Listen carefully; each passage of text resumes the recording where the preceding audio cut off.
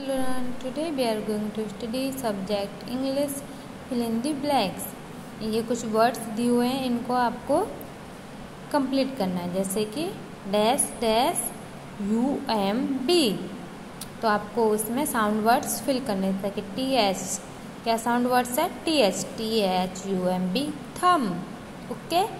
CHICK chick, DOLL doll, TELL tell, TAATH teeth, LESS less, ACROSS cross, PASS pass, KILL kill, okay.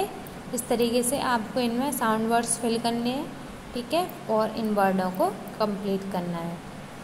Same आपको homework में भी करना है, आपको यहाँ पर भी साउंड वर्ड्स फिल करने हैं, ठीक है। जैसे कि BA, क्या साउंड वर्ड्स आएगा इसमें?